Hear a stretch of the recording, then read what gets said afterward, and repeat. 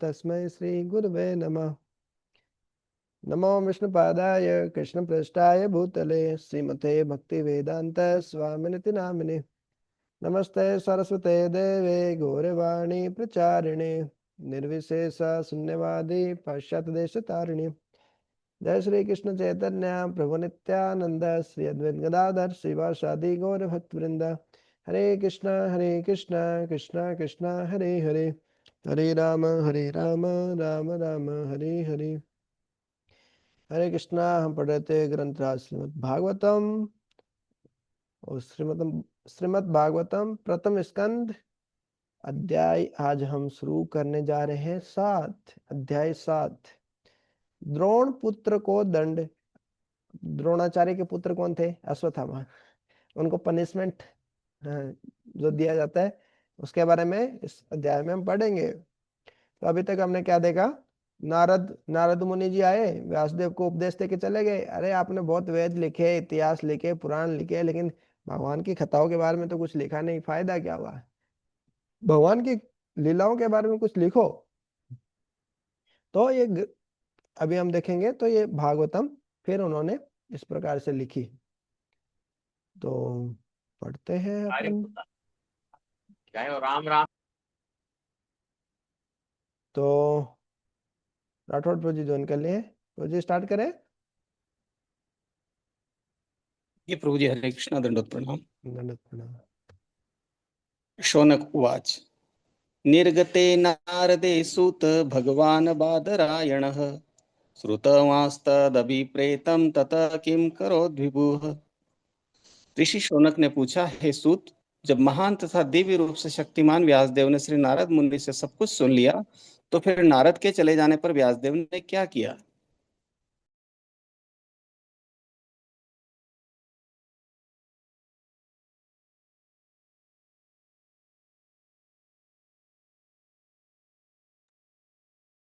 सुत उवाच ब्रह्मनद्यां सरस्वत्यामाश्रमः पश्चिमे तटे सम्याप्रास इति प्रोक्त ऋषीणां सत्रवर्धनः।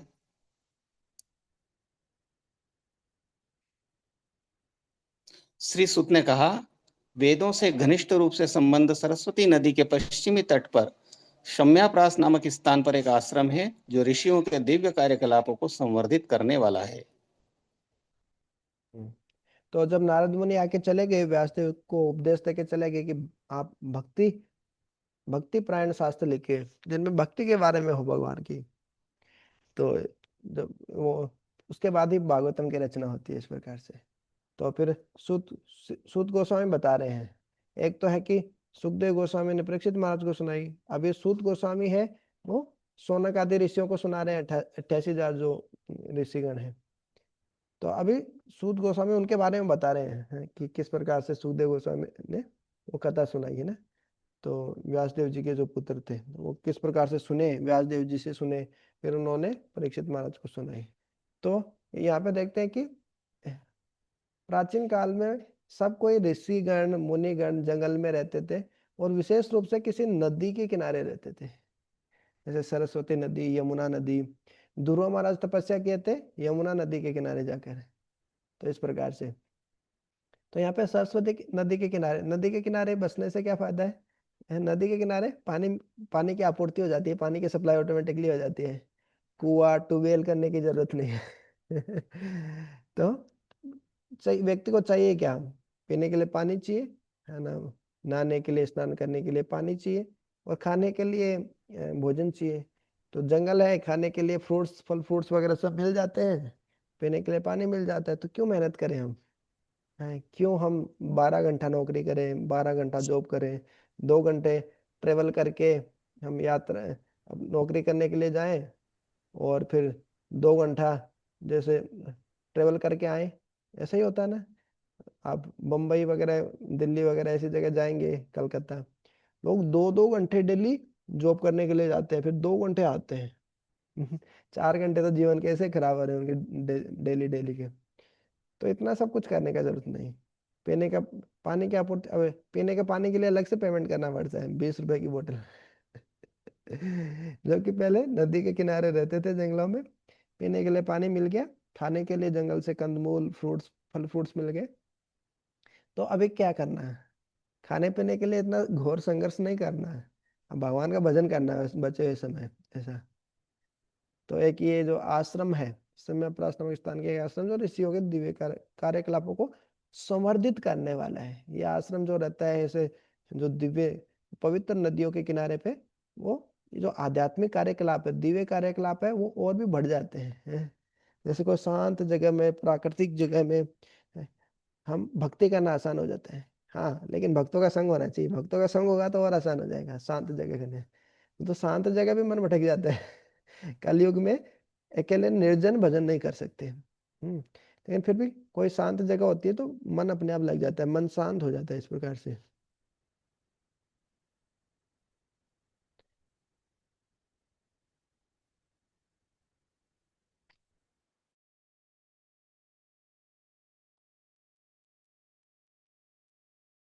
तस्मिन् स्व आश्रमे व्यासो बद्रीषण्डमण्डिते आसीनोप उपस्पृश्य प्रणेदद्यो मनः स्वयं।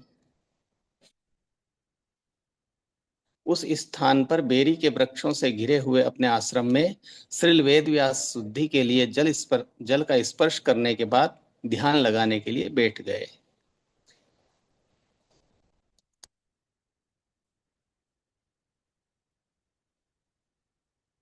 भक्ति योगेन मनसि सम्यक प्रणीहिते मले अपश्यत पुरुषम पूर्णम मायाम च ददपाश्रयम।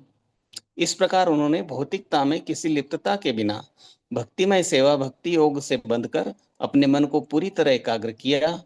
इस तरह उन्होंने परमेश्वर के पूर्णतः अधीन उनकी बहिरंगा शक्ति के समेत उनका दर्शन किया। हम्म तो ये बहुत महत्वपूर्ण है, ये वाला श्लोक महत्वपूर्ण श्लोकों में से एक है। हम्म भक्ति योगे न मनसी। अब व्यासदेव जी भगवान का कैसे दर्शन कर पाए? भक्ति योगे, बिना भक्ति के भगवान के दर्शन नहीं कर पा सकते। मनसी, मन में, सम्यक है ना, अच्छी तरीके से, सम्यक रूपेण, प्रनिहिते, प्रकृष्ट रूपेण, निहित करके, लगा के एकदम मन को भक्ति योग के द्वारा। अमले, कोई मल नहीं, कोई भौतिक मल नहीं तो ये होता है जब हमारे अंदर कोई गंदगी होती है, वायरस होते हैं, तो जो सॉफ्टवेयर में वायरस आ जाता है तो फिर वो अच्छे से काम नहीं करता, उसको अपडेट करना पड़ता है। हैं? तो ऐसे ही, अपडेट करने की बात, जब अपडेट करके अमल मल रहित होकर इस प्रकार से जब वो भक्ति में इस प्रकार से लग गए, तो उन्होंने क्या देखा? अपश्यत पुरुषम पूर्णम, उन्होंने पूर्ण पुरुषोत्तम भगवान के दर्शन किए। मायाम च तत् अपाश्रयम, और माया को भी देखा, जो क्या है? तत् मतलब भगवान के, अपाश्रयम, उनके आश्रय में है, पूर्ण आश्रय में है। हम्म तो माया भगवान से अलग नहीं है, माया भगवान से ऊपर नहीं है, भगवान, माया भगवान के पूर्ण नियंत्रण में है। तत् अपाश्रयम, भगवत गीता में भी भगवान बताए ना, देवी ही ऐसा गुणामयी मम माया दुरत्यया मामेव ये प्रपद्यन्ते मायाम एताम तरन्ति ते। लोग बोलते हैं माया बहुत खतरनाक है। भगवान बोलते हैं, देवी ऐसा गुण में मम माया दुरत्या, मेरे माया को पार करना बहुत कठिन है, माया बहुत खतरनाक है। माया हमारी कमजोरी जानती है और हमको फंसा सकते हैं, है ना, फंसाना जानती है। जैसे कोई बहुत बड़ी चेन है, कड़ी है, तो उसकी स्ट्रेंथ, उसका सामर्थ्य किस चीज से परिभाषित होगा? उसको हम खींचेंगे तो उसकी जो सबसे कमजोर कड़ी है वो कब टूट जाएगी, है? तो उसी प्रकार से जो माया है वो हमारी कमजोर कड़ी जानती है, ये बहुत आलसी है, काम क्रोध लोभ मोह मद मत्सर में कौन उसमें ज्यादा है?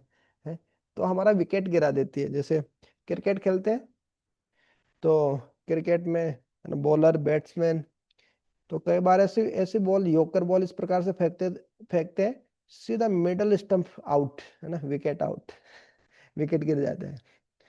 तो ऐसे माया ऐसे बॉल फेंकती है ऐसे। हाँ, क्योंकि माया हमको जानती है। जैसे जो अच्छा बॉलर होता है वो जानता है कि कैसी बॉल फेंकेंगे, स्पिन घुमा के है ना, वो घूमता ही रह जाएगा जो बैट्समैन है इस प्रकार से। तो बॉलर जितना बॉलर बहुत यदि स्मार्ट है तो वो विकेट ले ही लेता है, वो बैट्समैन को आउट कर ही देता है, कैसे ना कैसे घुमा के, बॉल घुमा के, है ना, गुलगुली बॉल घुमा के विकेट ले लेता है वो। उसी प्रकार से माया भी हमारी कमजोरी जानती है, हाँ, कि ऐसी बॉल फेंकेंगे, स्पिन बॉल में स्पिन नहीं खेल पाता है ये, या योकर बॉल फास्ट बॉल फेंकेंगे, योकर बॉल ये नहीं खेल पाता है तो तुरंत आउट तो उसी प्रकार से माया भी हमारी कमजोरी जानती है और विकेट ले लेती है तुरंत। लेकिन यदि हम भगवान की शरण ले लें, मामे व ये प्रपदनते माया में तंत्र, तो माया को हम पार कर सकते हैं। यहाँ पे वही बताया, जब व्यासदेव ने भगवान के दर्शन किए तो उन्होंने माया के भी दर्शन किए, दुर्गा देवी के भी दर्शन किए, लेकिन वो भगवान के पूर्णतया वश में थी, पूर्णतया नियंत्रण में थी वो। ऐसे नहीं भगवान से स्वतंत्र है, भगवान भी माया के ही अंतर्गत आते हैं, ऐसा नहीं। भगवान माया के अधीन नहीं, माया भगवान के अधीन है। जैसे मान लीजिए कि आप किसी के घर में जाए और कुत्ता, जैसे मान लीजिए दिनेश प्रभु जी के घर में आप जाए और दिनेश प्रभु अपने घर पे रखे हैं बहुत बड़ा कुत्ता, एकदम खूंखार कुत्ता, हाँ, जोर जोर से भौंक रहा है वो, है भौं भौं, है कि ये मेरा ही तो साम्राज्य है यहाँ पे, तुम क्यों आ गए यहाँ पे, मैं मेरा ऐसा। अब आपको बड़ा मुश्किल, लेकिन आप दिनेश प्रभु जी को जानते हैं, अरे हरे कृष्ण प्रभु जी आपसे मिलना है, इसको संभाल लो। तो बोले ए डोगी इधर आओ, है, तो वो उधर आ जाएगा, शांत हो जाएगा, है, शांत हो जा, शांत हो जाए, ऐसे शांत हो जाएगा वो। क्यों? क्योंकि वो मालिक के वश में है, वो पालतू कुत्ता है इस प्रकार से। तो जैसे ही जो मालिक उसको बोलेगा कि बैठ जा, शांत हो जा, तो शांत हो जाता है। तो ऐसे ही माया है, जब भगवान बोलते हैं शांत, चुप चुप बैठ तो माया शांत हो जाती है इस प्रकार से। हाँ, तो ऐसे भगवान से जब हम संबंध जोड़ेंगे तो माया अपने आप शांत हो जाएगी, बहिरंगा शक्ति।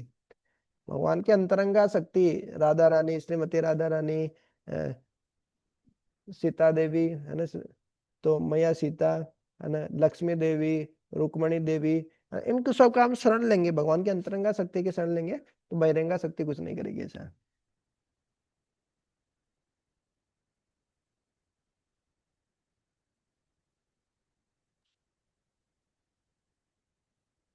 वो सेम ही शक्ति है, अंतरंगा बहिरंगा। जो भगवान के भक्त होते हैं उनके लिए वो योग माया के रूप में कार्य करती है, और जो भगवान के भक्त नहीं होते, दुष्ट होते हैं, उनके लिए महामाया के रूप में काम करती है ऐसा।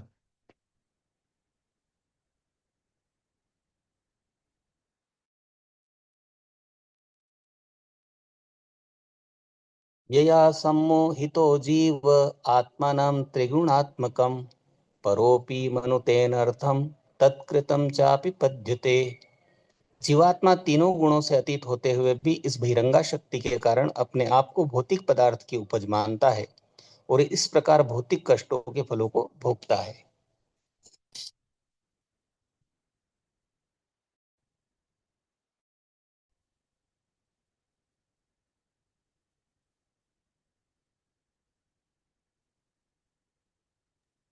हम्म। तो ये भी महत्वपूर्ण श्लोक।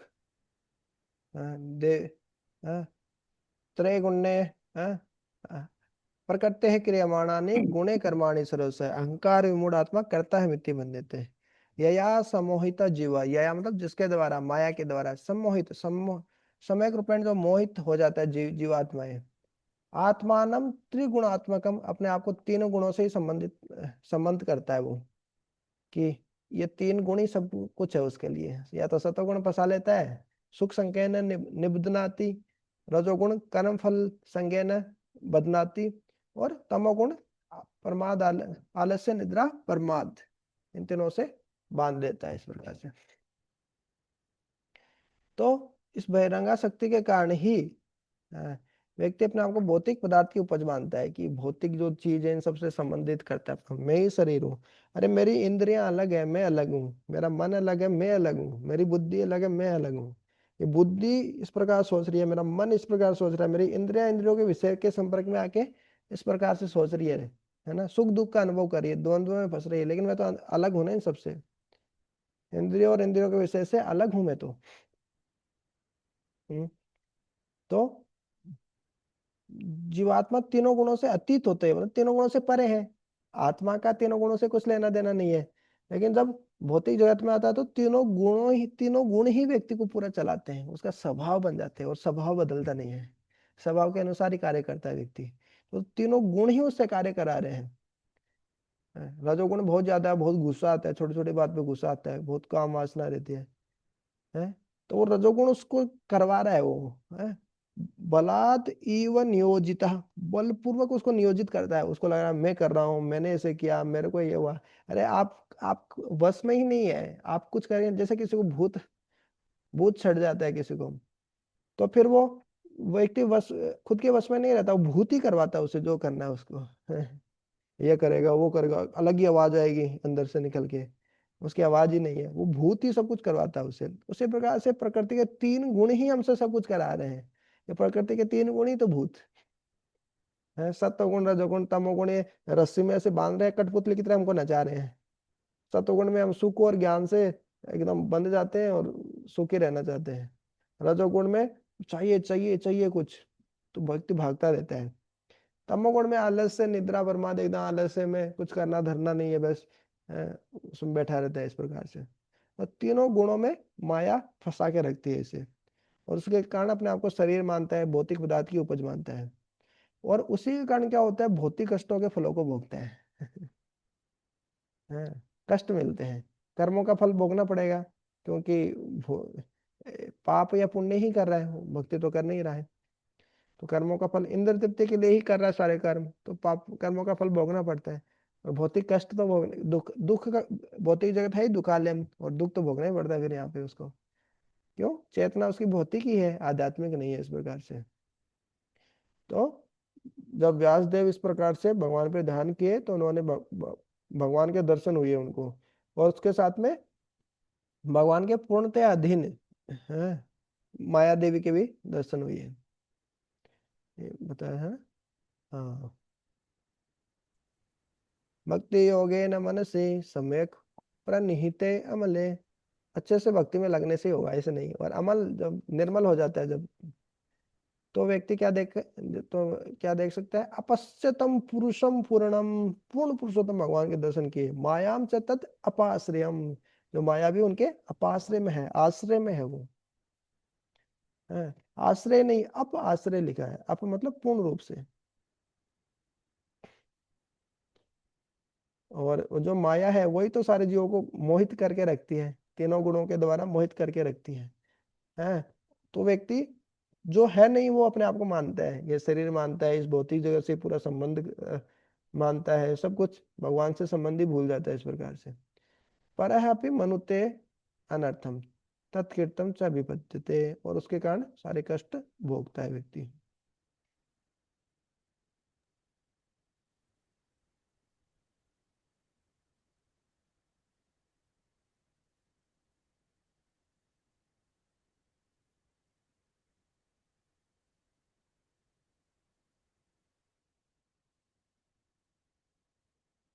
अनर्थोपशमं साक्षात् भक्ति योगमधोक्षजे लोकश्चाजानतो विद्वांश्च के सात्वंत संहिताम्। जीव के भौतिक कष्ट जिन्हें वह अनर्थ समझता है, भक्ति योग द्वारा प्रत्यक्ष रूप से कम किए जा सकते हैं। किंतु अधिकांश साहित्य का संकलन किया है जिसका संबंध परम सत्य से है। हम्म, ये भी बहुत महत्वपूर्ण है। अनर्थोपशमम साक्षात भक्ति योगम अधोक्षजे, भक्त अनर्थों का उपशम किया जा सकता है। सम मतलब शांत, उपशम मतलब पूर्ण रूप से शांत, निवारण किया जा सकता है, बहिष्कार किया जा सकता है। जितने भी अनर्थ है, गंदगी है, वायरस है, बीमारी है, सबको खत्म, जड़ से खत्म, समूल नाश किया जा सकता है। कैसे? साक्षात भक्ति योगम अधोक्षजे, भगवान श्री कृष्ण जो कि अधोक्षज है, हमारी अधः अक्षज, हमारी भौतिक इंद्रियों के परे हैं, जो भौतिक इंद्रियों से भगवान समझ में नहीं आते, कहते हैं दिमाग लगाओ, बुद्धि लगाओ, खोपड़े लगाओ, कुछ समझ में नहीं आएगा। इसलिए लोग बहस करते, भगवान नहीं है, कृष्ण नहीं है, ये नहीं, वो नहीं, फालतू फालतू। तो भौतिक इंद्रियों से तो व्यक्ति समझ ही नहीं सकता भगवान को। लेकिन अधोक्षज के प्रति साक्षात प्रत्यक्ष, है ना, साक्षात भक्ति योग करने से क्या होता है, सारे अनर्थों का उपशम हो जाता है, सारे अनर्थ शांत हो जाते हैं, खत्म हो जाते हैं। लेकिन लोकस्य अजानतः, जो लोग हैं, सामान्य लोग, लोग जो हैं, या जो लोक है, पूरा लोक अजानता है, इस बात को नहीं जानता है। जीवन में बहुत कष्ट है जी, बहुत है, जीवन में बहुत दुख है, बहुत कष्ट है, बहुत अनर्थ है, बहुत बीमारी है, बहुत पीड़ा है, बहुत क्या क्या बताएं, फ्रस्ट्रेशन है, टेंशन है, पैसा नहीं है, ये नहीं है, वो नहीं है, दुखालय है, दुख काले तो है ही, जन्म मृत्यु जरा व्याधि है, आदि देविक आदि भौतिक आदि आत्मिक क्लेश है जी, कष्ट ही कष्ट है जी, बहुत सारे अनर्थ है। लेकिन उनको शांत किया जा सकता है जी, उनका कोई समाधान है, कोई उपाय है, उनको उपशम बहुत अच्छे से शांत किया जा सकता है उनको। और कैसे, बहुत आसान तरीका है, साक्षात भक्ति योगम अधोक्षजे, भगवान अधोक्षज के प्रति साक्षात भक्ति योग करने से उन सबका को शांत किया जा सकता है। अच्छा, इतना अच्छा, इतनी अच्छी बात है, इतना सरल। हाँ, सरल तो बहुत है, लेकिन लोकस्य जानते हैं, लेकिन सामान्य लोग नहीं जानते ये बात। इसीलिए विद्वान चक्रे सात्वत संहिताम, प्रकांड विद्वान जो श्रील व्यासदेव है, उन्होंने चक्रे, उन्होंने संकलन किया इस श्रीमद् भागवतम का, जो कि क्या है, सात्वत संहिताम। सात्वत मतलब जैसे सत्य, सात्वत, परम सत्य के प्रसंग में, भगवान के प्रसंग में जो ये वैदिक साहित्य है, सात्वत संहिताम है श्रीमद् भागवतम, भगवान के बारे में ये लिखा हुआ वैदिक साहित्य है। देखो, भगवान की भक्ति करने से सारे अनर्थों का, सारे कष्टों का निवारण किया जा सकता है, लेकिन सामान्य जो अधोक्ष है, उनकी साक्षात भक्ति करने से सारे कष्टों का निवारण किया जा सकता है, लेकिन सामान्य लोग ये सब नहीं जानते हैं जी। इस कारण जो व्यासदेव है, उन्होंने क्या किया, इस वैदिक साहित्य का संकलन किया, लोगों के भले के लिए, लोगों के कल्याण के लिए। पहले भी हमने देखा था ना, तत्वाग विसर्गो जनताग विप्लवो, कि हाँ, लोगों के जीवन में जो पाप जो कर रहे हैं, उनमें प्रलय लाने वाला है, पापों को नष्ट करने वाला है ये श्रीमद् भागवतम। हाँ, तत्वाक विसर्गो, जो भगवान के बारे में जो वाणी है, जो अ, विसर्ग है, जो उनकी उनकी जो ये जो रचना है, तत्वाग विसर्गो जनताग विप्लवो। तो जनता के जो पाप है वो नष्ट करने वाले हैं ये जो है, भले ही वो अच्छे से श्लोक लिखे नहीं, वो फिर भी ये परम कल्याण करने वाले हैं, इस प्रकार से भक्ति साहित्य। तो लोग नहीं जानते, इसलिए श्रीमद् भागवतम लिखी। तो कोई पूछे कि भागवतम क्यों लिखी व्यासदेव ने? अरे, भगवान की भक्ति करने से सारे कष्टों से मुक्त हो सकते व्यक्ति, सामान्य लोग नहीं जानते ये, इसलिए जो व्यासदेव है, उन्होंने ये भागवतम लिखी।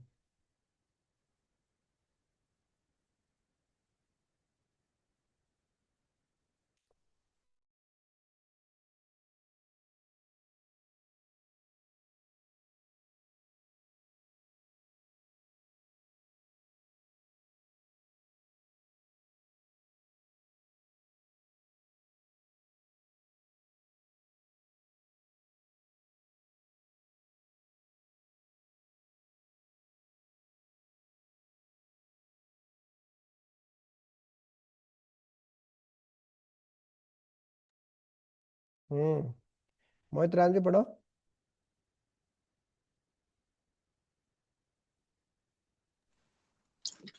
यस्याम वे सूर्यमाणायां कृष्णे परम पुरुषे भक्तिरुपद्यते पुंसः पुंसः शोक मोह भयापहा।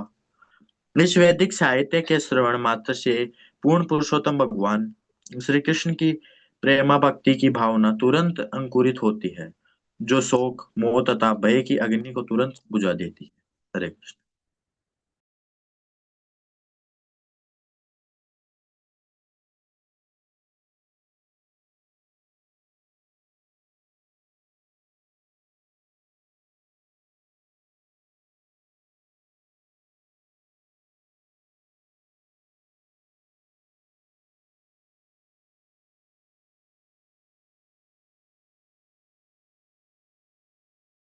तो ये भी महत्वपूर्ण श्लोक है। हम्म। यस्याम वै सूर्यमाणायाम कृष्ण परम पुरुषे है। कृष्ण जो कि परम पुरुष है उनके बारे में सूर्यमाणायाम सुनने मात्र से है, वही निश्चित रूप से। यस्या मतलब यह जो जिसका या यह जो वैदिक साहित्य है, इस वैदिक साहित्य से भगवान श्री कृष्ण जो कि परम पुरुष है उसके बारे में सुनने से निश्चित रूप से क्या होता है, भक्ति ही उत्पद्यते पुंसः। तो पुंसः मनुष्य की जो भक्ति है वो उत्पन्न हो जाती है, अंकुरित हो जाती है। जैसे खेत में बीज डालते हैं कल्टीवेटर ट्रैक्टर से या हाथ से, जब बीज डालते हैं तो क्या होता है, जमा कर दी कंप्यूटर। हाँ, बीज डालने के बाद जब पानी देते हैं तो क्या होता है, जो बीज है वो अंकुरित हो जाते हैं, है ना। फसल जैसे गेहूं डाला गेहूं अंकुरित हो गया, बाजरा डाला बाजरा अंकुरित हो गया, सरसों डाली सरसों अंकुरित हो गई। हाँ, टाइम लगता है थोड़ा अंकुरित होने में, पानी देना पड़ता है थोड़ा, प्रकाश मिलता है लाइट मिलता है तो अंकुरित हो जाती है धीरे धीरे।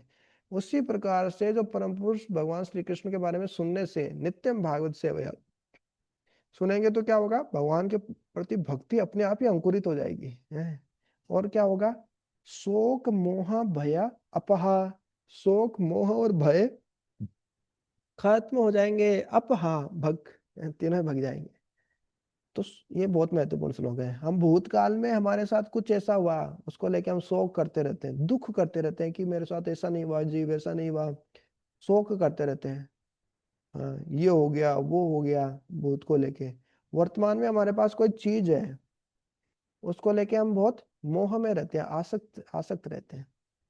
हम्म, कि ये चीज कहीं चली नहीं जाए।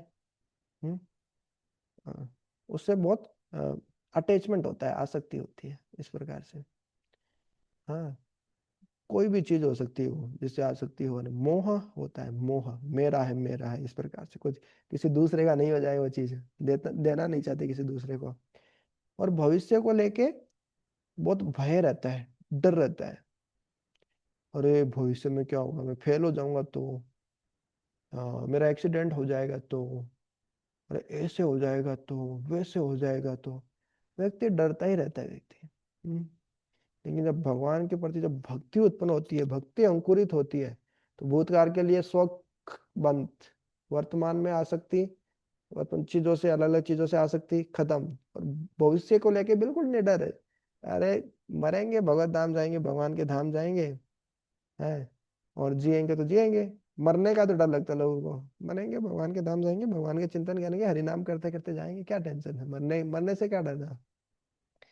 और जीवन भर भक्ति किए हैं, कोई पाप कर्म नहीं किए, तो एकदम, है ना, कोई डर नहीं है, कोई यमदूत का डरना कोई बात और वर्तमान में कर्म योग कर रहे हैं, योग भक्ति योग कर रहे हैं, योग मतलब बिना आसक्ति के कर रहे हैं, भगवान की इंद्रिय तृप्ति के लिए कर रहे हैं, खुद की इंद्रिय तृप्ति के लिए काम नहीं कर रहे जी, हम खुद के मजे के लिए काम नहीं कर रहे हैं। तो मोह मोह खत्म हो जाता है व्यक्ति का, आसक्ति चली जाती है। भूतकाल में जो हुआ वो हुआ, मेरे कर्मों के कारण जो भी मिला वो मेरे ही कर्मों के कारण मेरे को मिला, जो दुख मिला कष्ट मिला, छोड़ो छोड़ो कल की बातें, कल की बात पुरानी नए दौर से हम लिखेंगे मिलकर नई कहानी। तो सही बात है, मतलब भूतकाल के लिए शोक करने से कोई फायदा नहीं। लेकिन वो कब होता है, वो ऐसे होगा नहीं, खाली ऐसे गीत गाने से भी होगा नहीं, छोड़ो कल की बातें कल की बात पुरानी वो होगा नहीं। उसके लिए क्या करना पड़ेगा, भक्ति जब अंकुरित होगी हमारे हृदय में, भगवान के प्रति प्रेम का उदय होगा कि भगवान बहुत कुछ दिए, भगवान के लिए कुछ मैं सेवा करूं, जो सेवा करेंगे तब भूतकाल का शोक, वर्तमान का मोह और भविष्य का भय तीनों खत्म हो जाएंगे। अ, यस्याम वै सूर्यमाणायाम कृष्णे परम पुरुषे भक्ति ही उत्पद्यते पुंसा शोक मोह भयापह। शोक मोह मोह और भय तीनों अपह हो जाते हैं, नष्ट हो जाते हैं, भाग जाते हैं। हाँ, कैसे, केवल श्रवण मात्र से, जो यस्या मतलब ये श्रीमद् भागवतम के श्रवण मात्र से, जिसमें भगवान श्री कृष्ण की प्रेमा भक्ति जब उत्पन्न होती है, अंकुरित होती है, तो मनुष्य का शोक मोह भय तीनों खत्म हो जाते हैं।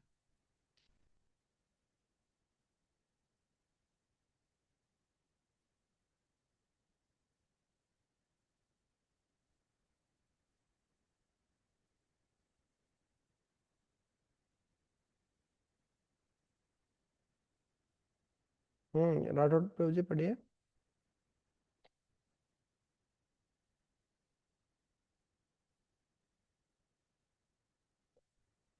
नेटवर्क ठीक नहीं है, मोहित पढ़ो।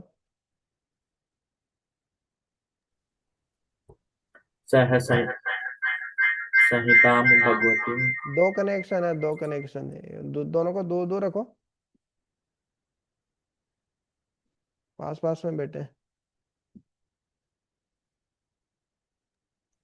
सह संहितां भगवतीं कृत्वा अनुक्रमय चात्मजं सुकं सुकम अध्यापयाम आसह निवृत्ति निरतम मुनिः।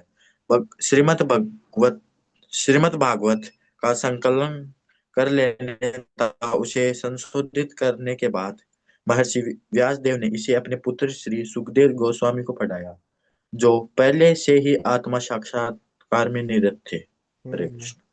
ये बताओ पहले तो, ये मुनि है कि मुनि ही है? मुनि ही। मुनि ही, हाँ। जो ये विसर्ग मतलब है ही, हा सब होता है, तो इसके पहले ई की मात्रा तो उसको भी ऐसे पढ़ते हैं, रामः रामः, इस प्रकार से। रामः रामो रामः, उसको ऐसे नहीं बोलते रामा है, रामा है नहीं पढ़ते। तो ऐसे मुनि ही है, गुरो हो, ओ की मात्रा के आगे विसर्ग लगेगा तो गुरो हो, मुनि ही, ऐसा मुनि ही है। तो श्रीमद् भागवतम का संकलन कर लेने तथा उसे संशोधित करने के बाद महर्षि व्यासदेव ने ऐसे अपने पुत्र से सुखदेव गोस्वामी को पढ़ाया। तो पहले से ही आत्म साक्षात्कार में लगे हुए थे मतलब सुखदेव गोस्वामी तो पहले ही आत्म साक्षात्कार में लगे हुए थे। वो तो हमने देखा कि इतना इंद्रियों पे इतना नियंत्रण था, वो तो नग्न जा रहे थे तो भी माता जी लोगों को देख के भी विचलित नहीं हुए। बोलते हैं कि उनके मुंह में रसगुल्ला भी रख देंगे, आप मिश्री भी रख देंगे तो वो पिघलेगी नहीं, इतना इंद्रियों पे नियंत्रण था सुखदेव गोस्वामी जी का। तो वो तो पहले से ही इतने थे, ब्रह्म में निरत थे, आत्म साक्षात्कार में लगे थे, फिर भी उन्होंने ये श्रीमद् भागवतम क्यों सुनी? हाँ, उनको क्यों पढ़ाया? व्यासदेव जी ने अपने पुत्र को क्यों पढ़ाया? ये प्रश्न आ सकता है। हम्म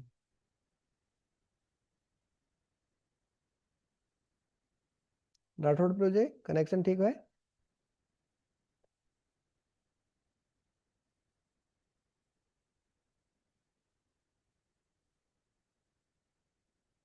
आज बड़ी परेशानी है नेटवर्क में।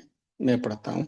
शौनक उवाच सवैव निवृत्ति निरतः सर्वत्रोपेक्षको मुनिः कस्य वा बृहति मेता महात्मा रामः समभ्यसत।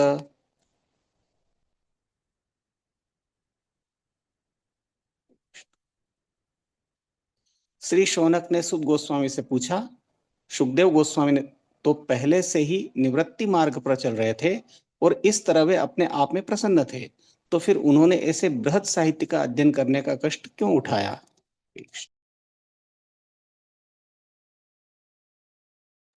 वही प्रश्न की। सुखदेव गोस्वामी तो पहले से निवृत्ति मार्ग पे चल रहे थे। एक होता प्रवृत्ति मार्ग, एक होता निवृत्ति मार्ग। निवृत्त मतलब निपट जाना, इन सब भौतिक कामों से अलग हो जाना व्यक्ति को, मुक्ति का मार्ग है निवृत्ति मार्ग। प्रवृत्ति मार्ग मतलब भोग का मार्ग, पहले थोड़ा भोग करेंगे फिर उसके बाद में धक्के खा के फिर निवृत्ति पे आएंगे, ऐसा।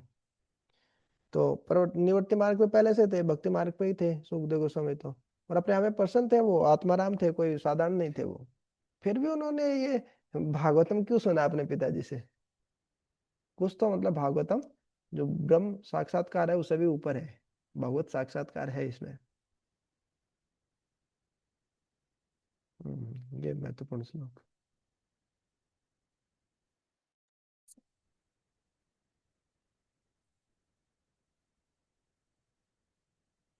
उवाच आत्मा रामश्च मुनयो निर्ग्रंथा अप्युरुक्रमे कुर्वन्त्य हेतु किं भक्ति मिथ्यं भूत गुणौ हरिः। जो आत्मा में आनंद लेते हैं ऐसे विभिन्न प्रकार के आत्माराम और विशेष रूप से आत्म साक्षात्कार हैं, ऐसा समस्त प्रकार के भौतिक बंधन हो चुके हैं, फिर भी भगवान ने उन्हें से बंधन नहीं किया है। अतः आत्मा सहित प्रत्येक व्यक्ति को आप कर सकते हैं। हम्म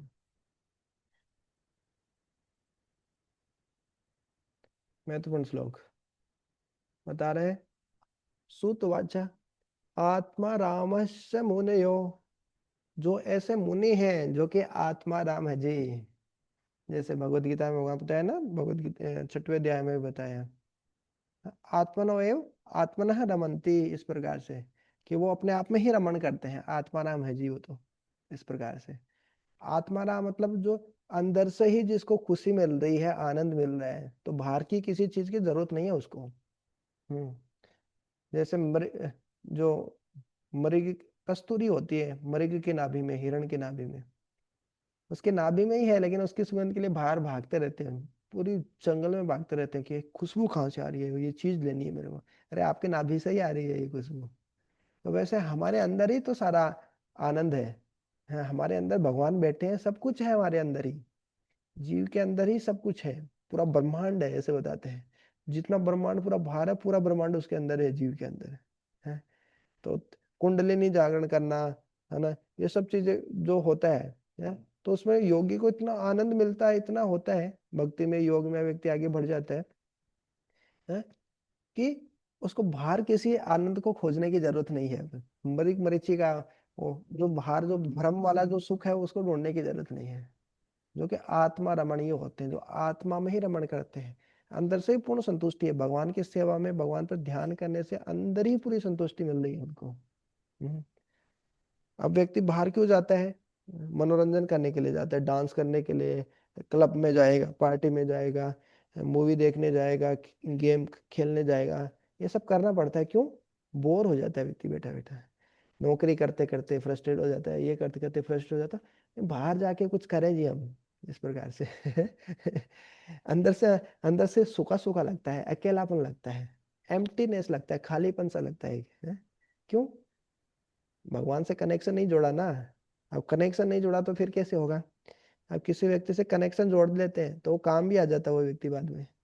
अब किसी से संबंध ही नहीं है तो जाके मांग सकते हैं क्या, चलो हमको 1 लाख रुपए उधारी दे दो, भाग यहाँ से, कौन है 1 लाख लेके चला जाएगा? लेकिन किसी के साथ संबंध अच्छे हैं, संबंधों पे निर्भर रहता है, तो वो 1 लाख क्या ले यार, 10 लाख ले, दे देना आराम से, है नहीं भी देगा तो कोई बात नहीं। तो इस प्रकार से संबंधों पे, वैसे भगवान से यदि संबंध नहीं हुआ, कनेक्शन स्ट्रांग नहीं है, तो जीवन में खाली खाली लगेगा उसको। 100 लोगों के बीच में भी वो बैठा रहेगा तो उसको खाली खाली लगेगा, खालीपन सा वो सताता रहता है उसको, अधूरापन सा रहता है जीवन में। हम्म, लेकिन जो मुनि, जो आत्माराम होते हैं, जो खुद में ही इंजॉय करते हैं, वो पूर्ण रूप से संतुष्ट रहते हैं, कभी कोई द्वंद्व से प्रभावित नहीं होते, इस प्रकार से। तो ऐसे मुनि क्या है, निर्ग्रंथ होते हैं, कोई ग्रंथि में बंधे नहीं होते, कोई गांठ नहीं है उनके जीवन में, है ना। गांठ से क्या होता है व्यक्ति, जब गांठ लग जाती है तो वो खुलती नहीं है, वो तो उसको काटना पड़ता है। तो अलग अलग चीजों की गांठ लगी रहती है, आसक्ति की है, शोक मोह भय है, छह नर्त है। तो ऐसे बहुत सारे ग्रंथ ही है। लेकिन जो आत्माराम होते हैं वो निर्ग्रंथ है? कि बोले ऐसे मुनि जो कि आत्माराम है, जो कि निर्ग्रंथ था, कोई गांठ नहीं है उनके जीवन में, कोई बंधन नहीं है, पाप और पुण्य में कोई बिल्कुल नहीं फंसे। अपि फिर भी ये सब होने पर भी आत्माराम है, मुनि है, निर्ग्रंथ है ऐसे मुनिगण, फिर भी उरु कर्मे, उरु क्रम भगवान का नाम है? भगवान की जो साहसिक कार्य है, दिव्य जो भगवान की लीलाएं हैं उनमें, हम्म कुर्वन्ति अहेतुकम अहेतुकीम भक्ति, कैसी भक्ति करते हैं? अहेतु की भक्ति करते हैं उनकी, भगवान की। हम्म इत्थम भूत गुण हरि, इत्थम भूत गुण हरि, तो जो भगवान हरि है, जिनके गुण बहुत ही आश्रयमय है, आश्चर्यजनक है, तो ऐसे भगवान हरि की क्या करते हैं, वो भी अहेतु की भक्ति करते हैं। मतलब ऐसे ऋषिगण मुनिगण बोले अब तो हम आत्माराम हो गए, निर्ग्रंथि हो गई, अब तो कोई बंधन नहीं है हमारे जीवन में, हम तो आत्मा में ही सुख प्राप्त करते हैं, आत्मा में ही सुख मिलता है हमको तो, है। अब क्या भगवान की भक्ति करना है? नहीं। जब योगियों को समाधि में जब भगवान के दर्शन हो जाते हैं उसके बाद में भक्ति शुरू होती है उनकी, तो वो भी भक्ति करते हैं, उसके बाद भक्ति होती है। तो भक्ति देखिए कितनी महान है। जो ब्रह्मा जी भी भक्ति करते हैं, जो शिव जी करते हैं, वही भक्ति हमको करने का मौका मिल रहा है? तो ऐसी भक्ति, वो भी भक्ति में क्या लेते हैं, भगवान के अहेतु की भक्ति करते हैं? जो मुनि क्या है, आत्माराम है, निर्ग्रंथि है, सारे बंधन से मुक्त है, वो भी इस प्रकार से भगवान की भक्ति करते हैं वो भी।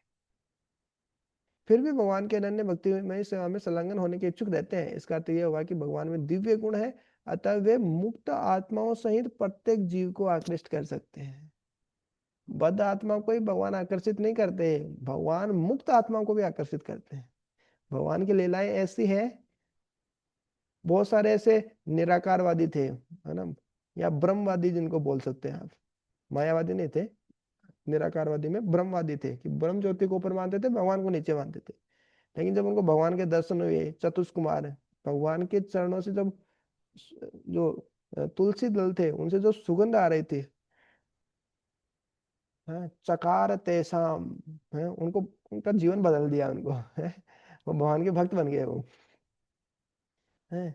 ऐसे ही सुखदेव गोस्वामी, पहले वो भी निराकारवादी थे, ब्रह्मवादी थे, ज्ञानी थे, लेकिन जैसे ही भगवान की कथा सुने, पूरा भक्त भक्त बन गए भगवान के, इस प्रकार से। तो इस प्रकार से वो सबको आकर्षित कर सकते हैं भगवान की लीलाएं। भगवान की लीलाएं इतनी मधुर है, इतनी दिव्य है कि बद्ध आत्माओं को तो करती है, मुक्त आत्माओं को भी आकर्षित कर लेती है अपने आप में। तो ये बताया, आत्मा रामस्य मुनयो निर्ग्रंथापि कर्म कुर्वन्ति अहेतु किम भक्तिम इत्थम भूत गुणो हरि। ये हरि का गुण है। तो ये भागवतम आप किसी बड़े सन्यासी, साधु सन्यासी, ऋषिगण, किसी के पास में जाके पढ़ेंगे ना, वो भी इसमें आनंद लेंगे, वो भी इसमें रुचि लेंगे। रुचि नहीं ले रहे मतलब कहीं कहीं गड़बड़ है। बद्ध है तो भी उनको रुचि लेनी चाहिए, मुक्त है तो भी रुचि लेनी चाहिए। सबके लिए है ये भागवतम।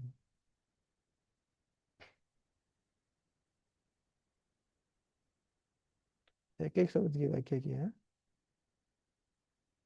इस श्लोक में 11 तत्वों का संकेत किया है। आत्माराम शब्द के ही 7 पर्याय होते हैं, आत्माराम शब्द के ही बहुत सारे अर्थ होते हैं, ब्रह्म, शरीर, मन, प्रयत्न। मुनि है शब्द का क्या अर्थ है, देखो, जो विचारवान है, जो गंभीर, शांत है, तपस्वी है, हट्टी है, परिवारक है, ऋषि है, साधु संत है। निर्ग्रंथ के भी कितने हैं, देखो, 2 अर्थ दिए, 2 अर्थ नहीं, 4 अर्थ दिए हैं।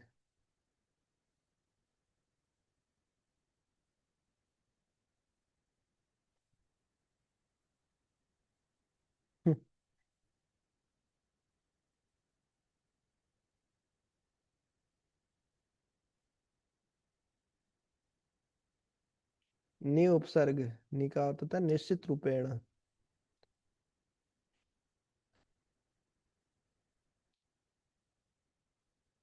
उरु क्रम है, तो क्रम का अर्थ होता है पग या कदम।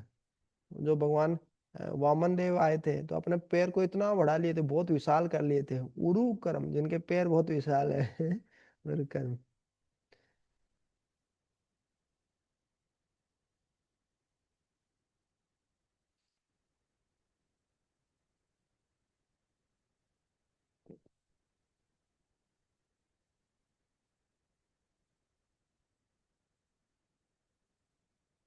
इत्थम भूत, इत्थम भूत का अर्थ है पूर्ण आनंद। इत्थम भूत गुणो हरि ही, भगवान पूर्ण आनंद के स्रोत है। निराकार ब्रह्म में उतना आनंद नहीं जितना भगवान की भक्ति में आनंद है। इत्थम भूत गुणो हो हरि ही। हम्म। तो निराकार ब्रह्म का आनंद कैसा है, जैसे बछड़े के जो खुर होते हैं, पैरों के जो गौ माता के खुर होते हैं, छोटे से पैरों, उतना ही आनंद है। लेकिन भगवान भगवत आनंद तो जो ब्रह्म आनंद से भी बहुत ज्यादा है।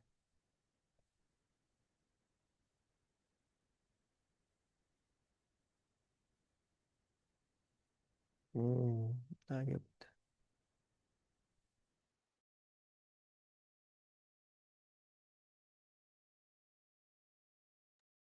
हरे कृष्ण प्रभु जी, अभी आपने हिरणों वाली जो एनालॉजी दी थी उसमें एक दोहा याद आया मुझे।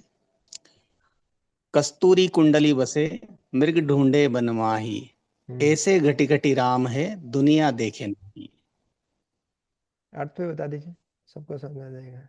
कस्तूरी, जी कस्तूरी जो होती है वो हिरण की नाभि में होती है, कुंडली में होती है, लेकिन वह उसकी सुगंध से आकर्षित होकर के इधर उधर भटकता है वन में कि ये इतनी मदान्ध खुशबू कहाँ से आ रही है। कस्तूरी कुंडली बसे मृग ढूंढे बनमाही, ऐसे घटी घटी राम है। ऐसे ही भगवान श्री राम हर घट में हर हृदय में स्थित है, दुनिया देखे नहीं, लेकिन दुनिया उन्हें देख नहीं पाती, समझ नहीं पाती कि हम्म आत्मा तो स्वयं हमारे, परमात्मा तो हमारे आत्मा में ही विराजित है। हरे कृष्ण। भगवत गीता में बताया ना कि मैं सबके सामने प्रकाशित नहीं होता हूँ, मैं सबके हृदय में हूँ, अंत है बाहिर हर जगह ही हूँ। भगवान तो नरसिंहदेव, भगवान तो हर जगह है, लेकिन भगवान बोले मैं सबके सामने प्रकाशित नहीं होता हूँ, मेरी इच्छा नहीं हूँ। क्यों मूर्खों के सामने क्यों प्रकाशित हूँ मैं? कौन सा श्लोक? ना हम प्रकाश हरे सर्वस्य। गुण, अच्छा अच्छा, अच्छा भगवत गीता का बता रहे हैं आप, जी प्रभु जी।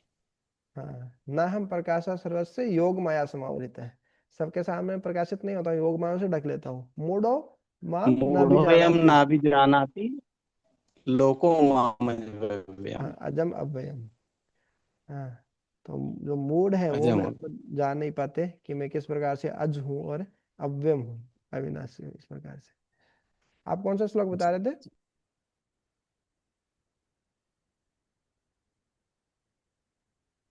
नहीं प्रभु जी, मैंने वो दोहा बताया था अभी। हाँ, दुआ तो है, वो तो हरिण वाला था, कस्तूरी वाला। जी जी ठीक है, तो आगे बढ़ते हैं। जी। हे गुणाश्य तेरे भगवान भादराए, नित्यं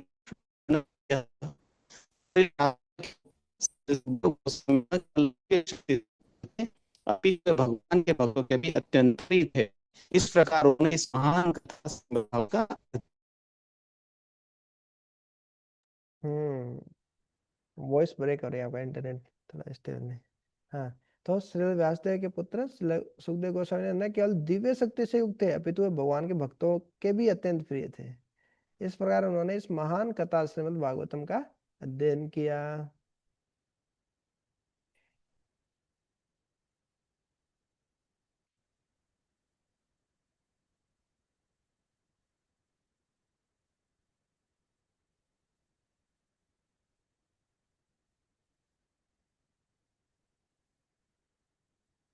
ठीक है, पढ़िए मोहित।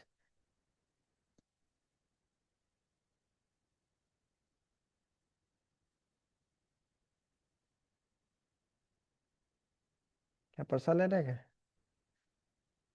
ठीक है, राठौड़ प्रभु जी।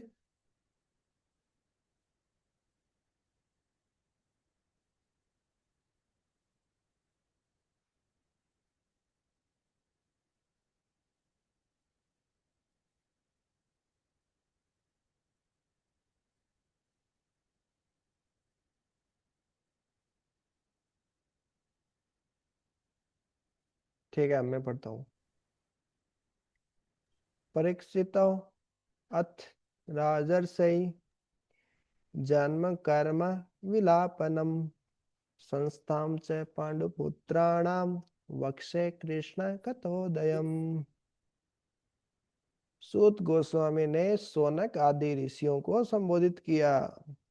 अब मैं भगवान श्री कृष्ण की दिव्य कथा तथा राजर्षि परीक्षित महाराज के जन्म, कार्यकलाप तथा मोक्ष विषयक वार्ताएं एवं पांडु पुत्रों द्वारा गृहस्थ आश्रम के त्याग की कथाएं कहने जा रहा हूँ। ध्यान से सुनिएगा, देखिए अभी कहानी सुनाएंगे आपको हम। कौन कहानी में क्या क्या सुनाएंगे? भगवान की दिव्य कथा, राजर्षि परीक्षित महाराज के जन्म, कार्यकलाप और मोक्ष विषयक वार्ताएं सुनाएंगे, और पांडु पुत्रों द्वारा गृहस्थ गृहस्थ आश्रम का त्याग, ये सब सुनाएंगे।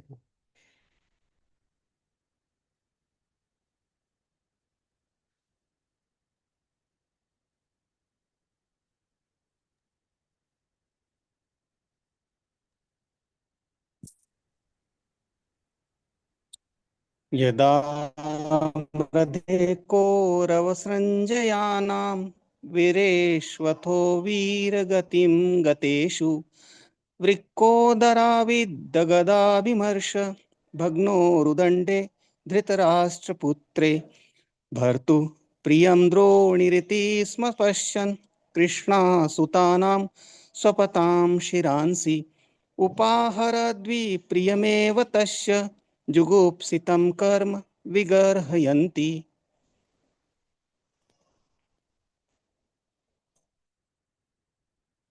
जब दोनों दलों अर्थात कौरवों तथा पांडवों के अपने अपने योद्धागण कुरुक्षेत्र के युद्ध स्थल में मारे जा चुके और मृत योद्धाओं को उनकी इच्छित गति प्राप्त हो गई, और जब भीमसेन की गदा के प्रहार से मेरुदंड टूट जाने से धृतराष्ट्र का पुत्र विलाप करता गिर पड़ा, तो द्रोणाचार्य के पुत्र अश्वत्थामा ने द्रौपदी के सोते हुए पांचों पुत्रों के सिरों को काटकर मूर्खतावश उन्हें उपहार स्वरूप यह सोचते हुए उसे अर्पित किया कि इससे उसका स्वामी प्रसन्न होगा। लेकिन दुर्योधन ने इस जघन्य कृत्य की निंदा की और वह तनिक भी प्रसन्न न हुआ। हम्म तो डबल नुकसान हो गया था। तो अश्वत्थामा जब इस प्रकार से बता रहे हैं कि जब युद्ध लगभग समाप्त हो गया, दोनों दलों था कौरव तथा पांडवों ने अपने अपने योद्धागण कुरुक्षेत्र के युद्ध में मारे जा चुके और मृत योद्धाओं को उनकी इच्छित गति प्राप्त हुई। क्यों? भगवान के दर्शन करते करते ही मरे सब। जो विपरीत सेना में थे, जो भगवान के सामने लड़ रहे थे, वो भगवान का दर्शन करते करते शरीर छोड़े, तो मुक्ति तो सबकी हुई। और जब भीमसेन की गदा से मेरुदंड टूट जाने से धृतराष्ट्र का पुत्र विलाप करते गिर पड़ा। कौन सा पुत्र? दुर्योधन। हाँ?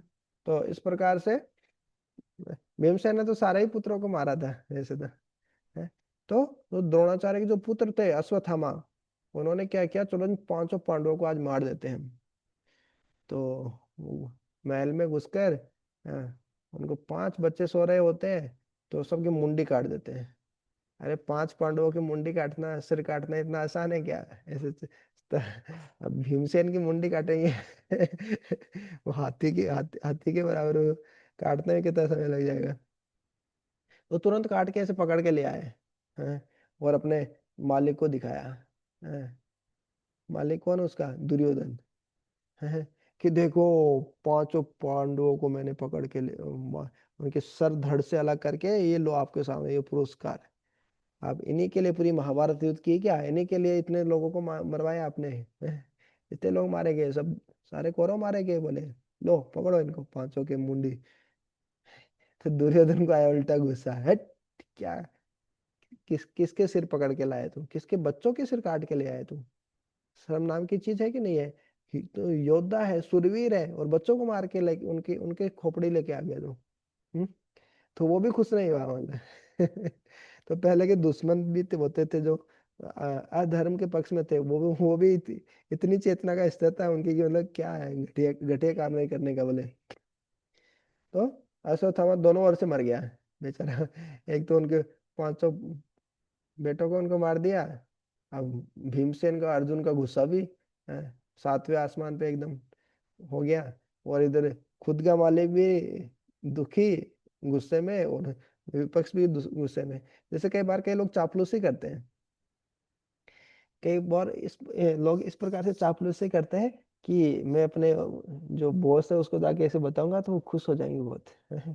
मेरा बॉस खुश हो जाएगा एकदम। इधर की उधर लड़ाते हैं वो, है, बैक बाइटिंग करते हैं, चुगली करते हैं, ये कुछ ऐसा एजेंडा रहता है उनका। उसके चक्कर में क्या होता है, कई बार सामने वाले का तो हम बुरा कर ही देते हैं, वो तो हमारा दुश्मन बन ही जाता है। और हम बॉस को खुश करना चाह रहे हैं, बॉस भी हमको डांट ही देता है। अरे बेवकूफ, ऐसा गंदा काम कर रहा है, तुम पाप कर्म कर रहा है? तेरे में एटिकेट है कि नहीं है? और हम तो तुम्हारी खुशी के लिए आपकी खुशी के लिए कर रहा था। बोले इससे मैं खुश नहीं होऊंगा, है? तो हम छोटी सोच होने के कारण हम ऐसा काम करते हैं, अगले व्यक्ति का भी बुरा कर देते हैं और हमारा भी भला नहीं होता उसमें, और हमारा मालिक भी खुश नहीं होता। और हमारे असली मालिक तो कौन है वास्तव में? भगवान श्री कृष्ण है। तो हम किसी की चापलूसी करने के लिए हम दूसरों को कष्ट नहीं देना चाहिए, वो भगवान भी खुश नहीं होंगे और दूसरे व्यक्ति भी, है ना, वो भी दुखी ही होगा उससे ऐसा। तो वो भी प्रसन्न नहीं हुआ इस प्रकार से।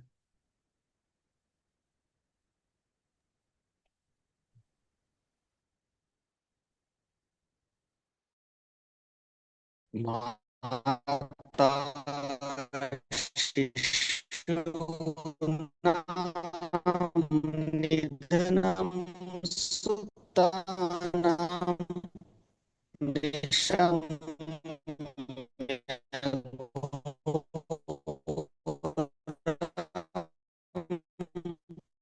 परितप्यमाना तदा रुदद्बाष्पकलाकुलाक्षी तां सांतयन्नाह किरीटमाली। पांडवों के पांचों पुत्रों की माता द्रौपदी अपने पुत्रों का वध।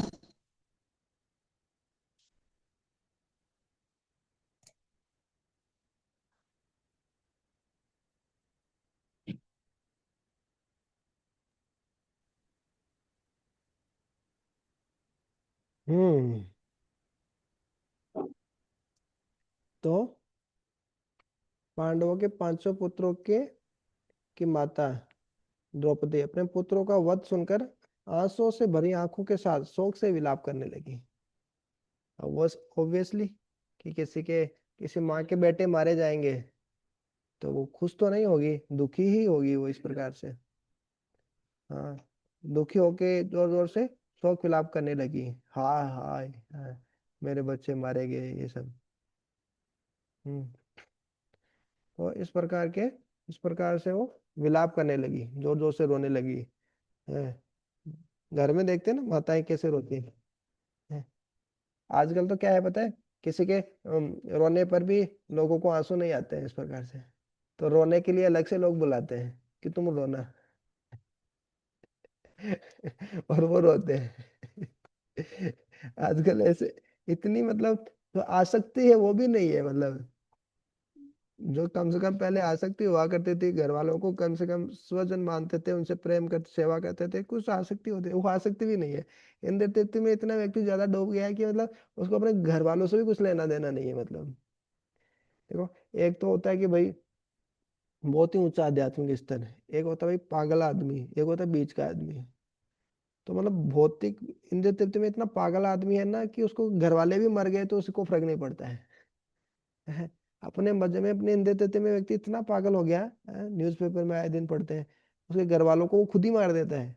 हैं? ये घर वाले को कोई मतलब ही नहीं है उसको ऐसा। हम्म। तो लोगों को आंसू भी नहीं आते हैं, और डेथ हो जाने पर उनको कई लोगों को दिखाने के लिए ताकि कोई तो रोए ऐसे, तो रोने के लिए अलग टीम आती है। आजकल हर चीज के लिए टीम आती है ना, जैसे शादी ब्याह में भी पूरा मैनेजमेंट करने के लिए पूरी वो टीम को सौंप देते हैं कि तुम ही देखना, पूरा मैनेजमेंट तुम्हारी जिम्मेदारी, हैंड ओवर कर देते हैं ऐसा।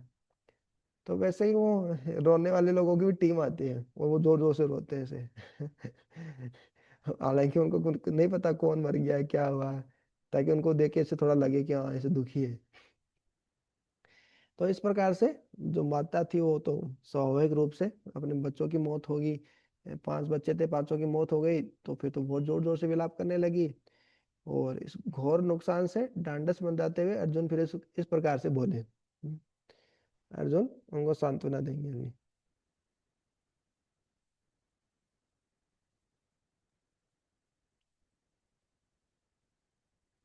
तदा शुचे प्रवचामि भद्रे यद्वन्दो शिलादय गाण्डीव मुक्ते ऋषिकिरूपहारे त्वकाप्ना शशिदग्धपुत्रा।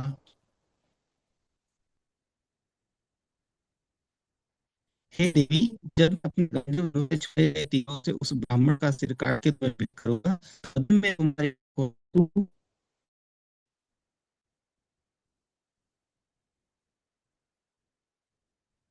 हम्म। तो सांत्वना दे रहे हैं अभी। हम्म। बता रहे हैं कि हे देवी। आंखों से आंसू पोंछूंगा। हम्म। जी। आपका इंटरनेट क्या बहुत डिले हो रहा है, मतलब जैसे आप बोल रहे हैं ना, तो उसके कई देर बाद में हमको सुनाई दे रहा है ऐसा। अच्छा तो मेरे को प्रभु जी, लगा कि अभी आप मैं पढ़े नहीं। अभी टेरेस पे आया, इस वजह से छत पे बैठा हूँ। हाँ, छत पे भी वो थोड़ा सा वीक है। अच्छा, लोग मैं ठीक था। छत पे आ गया तो भी स्थिति आज ऐसी है। हाँ, तो अर्जुन उनको जी। सांत्वना दिए द्रौपदी कि हे देवी, जब मैं अपने गांडीव धनुष से ब्राह्मण का सर काट के तुम्हें भेंट करूंगा, तभी मैं तुम्हारी आंखों से आंसू पोंछूंगा और तुम्हें सांत्वना प्रदान करूंगा। मतलब अभी तुम्हारी आंखों से आंसू आ रहे हैं, तो मैं ऐसे सीधे आंखों के आंसू नहीं पूछना चाहता। हाँ, जैसे का तैसा। उसने इतना अन्याय किया, सोते हुए बच्चों को मार दिया। ब्राह्मण वो, ब्राह्मण के बेटा वो, अश्वत्थामा ब्रह्म बंधु है वो। धिक्कार है ऐसे ब्राह्मण पे। ब्राह्मण का बेटा होने से, ब्राह्मण परिवार में जन्म लेने से ब्राह्मण नहीं हो जाता। ब्राह्मण के गुण नहीं है तो वो ब्रह्म बंधु बोला जाता है उसको, द्विज बंधु है वो। रिजेक्टेड, रिजेक्टेड फ्रॉम ब्राह्मण सोसाइटी। बोले वो तो मरने का ही अभी अधिकारी है, उसको तो मैं अभी मार के उसका सर काट के तुम्हारे पास सामने उसको लेके आऊंगा, तभी शांति मिलेगी। बोले ये होता है क्षत्रिय का भाव। अन्याय को सहन नहीं कर सकता, उसका खून उबलने लगता है, रग रग में खून, उबला उबला हुआ खून बहता है उसके रग रग में। ऐसा प्रतिशोध की भावना, प्रतिशोध की ज्वाला भड़कने लगती है ऐसे कुछ गलत होता है, अन्याय होता है तो। तब तुम अपने पुत्रों के शरीरों का दाह करने के बाद उसके सिर पर खड़ी होकर स्नान करना।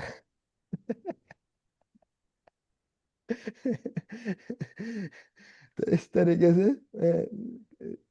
से बोल रहे वाले, उसका सिर में काट के लाऊंगा और उसके सिर पे तुम नोच के उसके ऊपर स्नान कराना, तब जाके शांति मिलेगी हृदय को। इतना दुष्ट, इतना खलनायक, इतना बदमाश आदमी। बस उसके तुम सर काट के, मतलब उस सर को भी नोच नोच के एकदम उसके ऊपर, सिर के ऊपर खड़े होंगे जब शांति मिलेगी। कैसी बात बोल रहे हो मतलब। तो ये जो हम पढ़े थे भगवत गीता में भी, आतताई होते हैं, अलग अलग आतताई है। कि किसी का धन हड़प ले, किसी की पत्नी को चोरी कर ले, किसी की संपत्ति हड़प ले, किसी को हथियार लेके मारने के लिए आ जाए। है, तो ये अलग अलग प्रकार के आतताई होते हैं, इनको मारा जा सकता है, पाप नहीं लगता इनको मारने से। और खास खास तौर से क्षत्रिय तो तैयार रहते हैं ऐसे लोगों को मारने के लिए।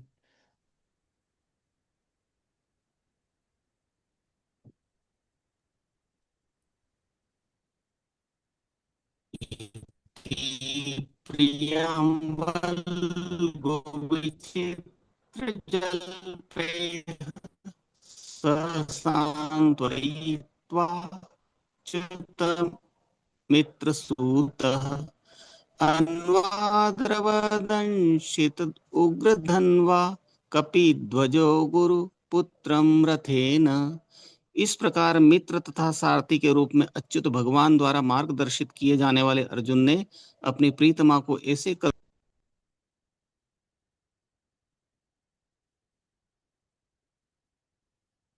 ऐसे कथनों से तुष्ट किया। तब उसने अपना कवच धारण किया और भयानक अस्त्र शस्त्रों से लेस होकर वह अपने रथ पर चढ़कर अपने गुरुपुत्र अश्वत्थामा का पीछा करने के लिए निकल।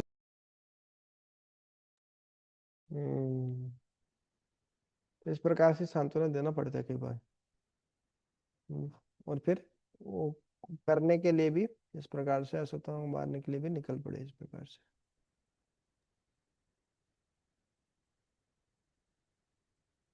तमापतन्तं सविलक्ष्य दूरात् कुमारहोदिग्नमनारथेन पराद्रवत् प्राणपरीप्सुरुर्व्याम् यावद्गमं रुद्रभयाद्यथाकः। राजकुमारों का हत्यारा अश्वत्थामा अर्जुन को दूर से अपनी ओर तेजी से आते हुए कर अपने रथ पर सवार होकर डर के मारे अपनी जान बचाने के लिए उस भाग निकला जिस प्रकार शिव के भय से ब्रह्मा जी भागे थे। हम्म, शिव जी के भय से ब्रह्मा जी कब आगे थे? ये लिखा है यहाँ पे नीचे। हाँ, एक बार शिव जी अपने ही पुत्री से मोहित हो गए। तो बड़ी विडंबना है कि अपने ही बेटी से कोई मोहित कैसे हो सकता है जी? अपनी माँ से, अपनी बहन से थोड़ी उनके प्रति काम वासना आ सकती है किसी के। लेकिन शास्त्र बोलते हैं आ सकती है? दुहित्रो, हाँ, सोसा दुहित्रो वाह, न निकटम आसनम भवेत, इस प्रकार से आता है एक एग्जैक्ट श्लोक याद नहीं आ रहा, कि जो अपनी माँ है, जो एक साधक है, जो भक्ति में है, विशेष रूप से जो वैरागी है, उनको अपनी माँ, अपनी बेटी, है ना, इनके पास में भी उनके साथ नहीं बैठना चाहिए, एकदम सटक के नहीं बैठना चाहिए इस प्रकार से। क्यों? काम वासना बहुत प्रबल है। इनके साथ बैठ, मतलब माँ के प्रति किसके हृदय में काम वासना आती है? एकदम ही लंपट कोई काम ही बहुत ही गया गुजरा आदमी होगा, उसके हृदय में आएगा माँ को देख के भी काम वासना, और बहन को देख के भी। सामान्यतः नहीं आती है। फिर भी शास्त्र सतर्क करते हैं, विद्वान अपनी कर्ष्यति है। ऐसा नहीं कि मतलब कोई मूर्ख आदमी ही उनके प्रति आकर्षित हो जाता है, या उनके प्रति उनके हृदय में काम वासना आ सकती है। नहीं नहीं, ये काम वासना इतनी खतरनाक है कि विद्वान अपनी आकर्षति, विद्वान भी उससे, है ना, आकर्षित हो सकता है इस प्रकार से। तो बड़े खतरनाक है। वर्मा जी खुद अपने उदाहरण से दिखा रहे हैं। वर्मा जी बहुत महान वक्त है, वर्मा जी नहीं, लेकिन एक उदाहरण दिखा रहे हैं हमको कि कि वो भी अपनी ही पुत्री जो सरस्वती जो थी, है, उन्हीं के प्रति आकर्षित हो गए और अपने पुत्री के पीछे पीछे भाग रहे हैं। अब वो अपना रूप बदल ली, हिरण का रूप ले ली, हरिणी का रूप ले ली, तो वर्मा जी हिरण बन गए, फिर भी उनके पीछे पीछे भाग रहे हैं। तो कितना मतलब ऐसा लगेगा, अरे कितना, अरे वर्मा जी और सब देवी देवता सब देख रहे हैं, और वर्मा जी अपनी बेटी के पीछे भाग रहे हैं इस प्रकार से काम वासना के वशीभूत होके, है कि क्या हो क्या गया वर्मा जी को। तो काम वासना में ऐसा ही होता है। भगवत गीता के दूसरे अध्याय में और तीसरे तीसरे अध्याय में लास्ट में हम पूरे देखते हैं ना, कामात, जैसे व्यक्ति जब काम के वशीभूत होता है तो क्या सही है क्या गलत है वो विचार नहीं कर पाता। अभी बहुत ज्ञान दे सकता है, बहुत कुछ दे सकता है लेकिन जब व्यक्ति काम के वशीभूत होता है तो उसकी बुद्धि काम करना बंद कर देती है, उसको कुछ नहीं दिखता, अपना बस अपनी इंद्रिय तृप्ति दिखती है उसको इस प्रकार से। तो क्या क्या श्लोक थे उसमें, भगवान पूछे थे कि, है ना, ये व्यक्ति चाहता नहीं पाप कर्म करना, फिर भी कोई उसको बलपूर्वक नियोजित करता है। तो कामा है ऐसा, क्रोध है ऐसा, रजोगुण समुद्भव, महासनो महापापमा, विद्धि एनम इह वेरिणम। जान लो भाई, काम वासना मतलब मित्र नहीं है आपका, आपका दुश्मन है, जानो आप, समझो पहले तो उसको। इस कारण भगवत गीता में स्टार्टिंग में भगवान ये सब चीजें बता रहे हैं। महासना महान रूप से भयंकर खाए जाने वाली है, महापाप माँ बड़े से बड़ा पाप करवा देगी, मतलब है। तो आए दिन देखते हैं न्यूज़पेपर में भी आता है आजकल तो कलयुग में कुछ भी होता है ना, पिताजी और पुत्री इस प्रकार से भी आता है ना, शोषण हो गया इस प्रकार से, है। तो मतलब इस हद तक मतलब स्तर गिर जाता है लोगों का, है। तो ये ब्रह्मा जी भी अपनी लीला के माध्यम से दिखा रहे हैं कि वो भी अपनी पुत्री से मोहित हो गए। हाँ। तो फिर शिव जी को गुस्सा आया, अरे शर्म नाम की चीज है कि नहीं है, हैं? सब लोग देख रहे हैं वर्मा जी इस प्रकार से अपनी बेटी के पीछे भाग रहे हैं, और उन्होंने वर्मा पर अपने त्रिशूल से आक्रमण कर दिया कि दुष्ट तुम्हारा नाश हो जाए, हैं। और वर्मा पर अपने त्रिशूल, वर्मा जी अपने प्राणों के भय से भाग गए, तब उस समय प्राणों के भय से इस प्रकार भाग गए। अच्छा ऐसा है, मेरे को ये पता नहीं था, हाँ, कि शिव जी भी आके इस प्रकार से आते हैं क्या तो फिर है। जहां तक अर्कह का संबंध है, वामन पुराण में एक प्रसंग मिलता है। विद्यनमाली नाम का एक असुर था, जिसे एक चमचमाता सुनहरा वायुयान दिया गया था, जो सूर्य के पीछे पीछे यात्रा कर रहा था, और उसके प्रकाश से रात्रि भाग भाग जाती थी। इस कारण सूर्यदेव क्रुद्ध हो गए और उन्होंने अपनी प्रखर किरणों से वायुयान को पिघला डाला इससे शिवजी कुपित हो गए और उन्होंने सूर्यदेव पर आक्रमण कर दिया। सूर्यदेव भाग गए और अंत में काशी वाराणसी में गिर पड़े। यह स्थान लोलार्क नाम से प्रसिद्ध हुआ। काशी में कभी जाएंगे तो ये लोलार्क जगह आपको मिल जाएगी, है। तो शिव जी को यहाँ पे भी गुस्सा आया, सूर्यदेव को आक्रमण किया और वो भाग गए, गिर पड़े वहां पे, है। तो ये कहाँ है लेकिन ऊपर, है? शिव जी के भय से ब्रह्मा जी भागे, लेकिन ये वाला प्रसंग क्यों बताया? अच्छा अर्क है, अर्क है का संबंध है। अच्छा, कह कह मतलब ब्रह्मा जी भी हो सकता है या अर्क भी हो सकता है, सूर्य देव भी हो सकता है। तो शिव जी के वैसे दोनों ही भागे, ब्रह्मा जी भी भागे और सूर्य देव भी भागे। तो दोनों तो एक मतलब एक ही शब्द से देखो कह लिख दिया बस। अब कह का अर्थ मतलब ब्रह्मा भी हो सकते हैं, सूर्य देव भी हो सकते हैं, तो दोनों ही सही है मतलब। तो इसलिए दोनों का ही बता दिया प्रभा जी ने नीचे तात्पर्य में। तो राजकुमार का तेरा अश्वत्थामा था, अभी तो बताया इनको। अब तो भैया पांडव छोड़ेंगे नहीं हमको। तो दूर से अर्जुन को आते देख के भाग छुटे, वो तो अपने हैं डर के मारे अपनी जान निकाल के वैसे ही भाग छुटे जैसे शिव जी के वैसे ब्रह्मा जी भागे।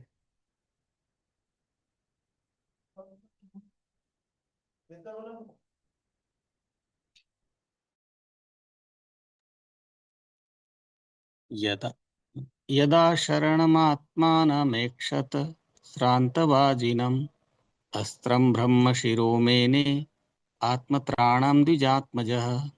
जब ब्राह्मण के पुत्र अश्वत्थामा ने देखा कि उसके घोड़े थक गए हैं, तो उसने सोचा कि अब उसके पास अनंतिम अस्त्र ब्रह्मास्त्र आणविक हथियार का प्रयोग करने के अतिरिक्त अन्य कोई विकल्प नहीं रह गया। तो और कोई उपाय नहीं है तो फिर ब्रह्मास्त्र ही छोड़ दे, क्यों नहीं ब्रह्मास्त्र छोड़ दे हैं?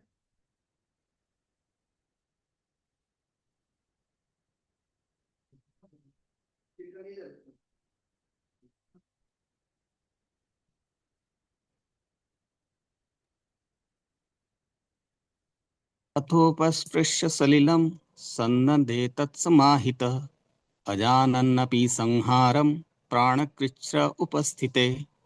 चूंकि उसके प्राण संकट में थे, अतः उसने अपने को पवित्र करने के लिए जल का स्पर्श किया और ब्रह्मास्त्र चलाने के लिए मंत्रोच्चार में अपना ध्यान एकाग्र किया। यद्यपि उसे इस अस्त्र को वापस लाने की विधि ज्ञात न थी। हम्म। तो बोलते हैं ना, मरता क्या ना करता। जब लोगों की मृत्यु आती है, बोले अब तो बच नहीं सकते, मरना ही है, तो लोग लाखों करोड़ों रुपए फेंक देते हैं, बचा लो बस, कैसे जैसे करके बचा लो, डॉक्टर के पैरों में पड़ जाते हैं, तो कोई भी बचा लो, है ना। वो तो पैसे कम होते हैं तो साधुओं के पास आ जाते हैं, आप बचा लो आप साधु से, है ना। साधुओं को ऐसे देखते हैं बस, इलाज करने वाला एक, जो साधारणतः लोग देखते हैं बस, थोड़े कम रुपए में इलाज कर देंगे, डॉक्टर बहुत पैसा ले लेगा। लेकिन वो साधु का उद्देश्य नहीं है। तो इस प्रकार से जब मरता क्या नहीं करता, तो प्राण संकट में थे तो उन्होंने ब्रह्मास्त्र छोड़ दिया, छोड़ तो दिया लेकिन वापस लेना नहीं आता है। कहता ब्रह्मास्त्र मतलब ब्रह्मास्त्र होता है, ये आणविक हथियार ऐसा बता रहे हैं कि पहले भी बहुत ऐसे थे, ऐसा नहीं कि अभी ये हथियार है, पहले वाले हथियार और खतरनाक होते थे।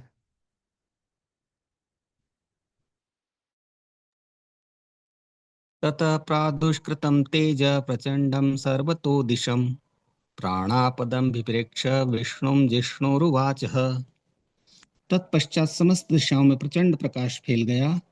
ये इतना उग्र था कि अर्जुन को अपने प्राण संकट में जान पड़े, अतएव उसने भगवान श्री कृष्ण को संबोधित करना प्रारंभ किया।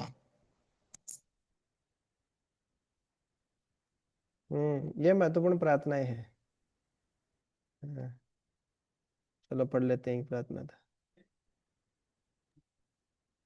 अर्जुन उवाच कृष्ण कृष्ण महाभावो भक्तानां भयंकर त्वमेको धैर्यमानानां तमेको धैर्यमानानां पर पवर्गोसी संसृतेह। अर्जुन ने कहा, है भगवान श्री कृष्ण, आप सर्वशक्तिमान परमेश्वर हैं। आपकी विविध शक्तियों की कोई सीमा नहीं है। अतएव एकमात्र आप ही अपने भक्तों के हृदयों में अभय उत्पन्न करने में समर्थ हैं। भौतिक कष्टों की ज्वालाओं में फंसे सारे लोग केवल आप में ही मोक्ष का मार्ग पा सकते हैं। कितने सुंदर प्रार्थना कर रहे हैं ना। अर्जुन पूरे गुस्से में गए हैं, सब कुछ सोच के गए हैं कि इस प्रकार से मार ही देंगे हम तो, लेकिन ऐसी भी परिस्थिति आ सकती है।